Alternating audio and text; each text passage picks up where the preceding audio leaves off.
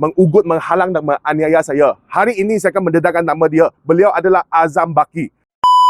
Okey. Gentleman, kalau tak dapat, boleh balik dana 360,000, sekarang dah 400,000. Saya dah balik dah. Itulah apa yang kontroversi. Saya pun takut.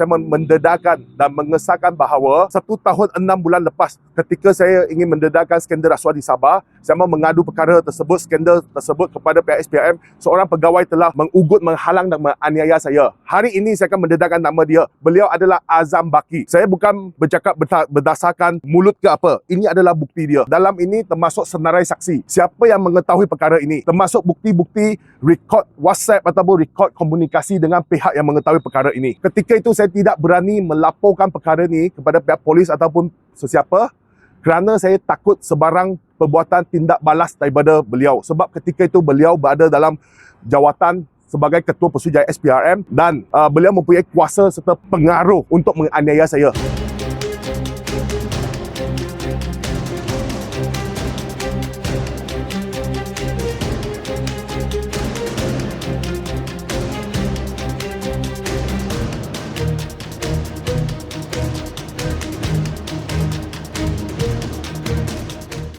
10 November tahun 2024, Azam Baki telah telefon saya punya peguam dan memberitahu kepada peguam, saya telah tahu anak guam kamu adalah Albert Tay. Jika dia, ini apa yang disebut oleh Azam Baki, jika dia datang mendedahkan skandal rasuah ni, membuat aduan rasmi di SPRM, saya adalah orang pertama akan ditangkap dahulu. Ini adalah kenyataan daripada Azam Baki dan beliau menyesyorkan saya pergi ke luar negara bercuti selama 2 minggu dan memberitahu kepada portal media yang dedahkan skandal ini ketika itu adalah Malaysia Kini bahawa ini semua adalah salah faham. Ini adalah kenyataan daripada Azam Baki. Januari 2025 tahun lalu, peguam saya telah hadir ke sini jumpa dengan Azam Baki. Azam Baki minta satu surat jaminan daripada peguam saya. Jika pihak adun-adun di Sabah, ahli politik di Sabah memulangkan wang kepada saya, Azam Baki minta satu surat jaminan daripada peguam saya bahawa saya tidak akan bangkit lagi isu ini. Dan beliau mengesyorkan kepada peguam bahawa jangan keluar sebarang kenyataan. SPRM akan keluarkan kenyataan bahawa kertas siasatan telah dirujuk kepada pihak pendakwa raya dan pendakwa raya akan NFA-kan kes ini. Lepas tu jangan saya keluar sebarang kenyataan rasmi,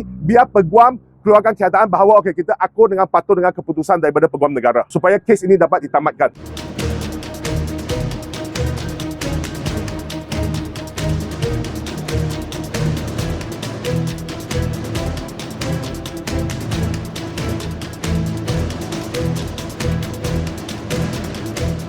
Saya ada buat penyelidikan berhubung latar belakang Ketua Pesuruhjaya SPRM yang baru dan beliau adalah seorang tegas. Justru itu saya amat yakin dengan beliau. Baru saya berani membuat laporan polis ni. Laporan polis mendedahkan bahawa Azam Baki adalah dalang yang mempertahankan ini adun-adun di Sabah, mempertahankan ahli politik berprofil tinggi di Sabah. Ini telah menunjukkan dua darjat dan menunjukkan beliau ni memang salah laku, salah gunakan kuasanya untuk bersekongkol melindungi mereka. Bayangkan berapa jahat ini Ketua Pesuruhjaya SPRM. Dia bersekongkol ya dengan ini adun-adun di Sabah, ahli politik di Sabah untuk mempertahankan mereka, melindungi mereka. Menurut apa titah tuanku, beliau adalah pengkhianat negara. Okey, bekas Ketua Pesuruhjaya SPRM adalah pengkhianat negara.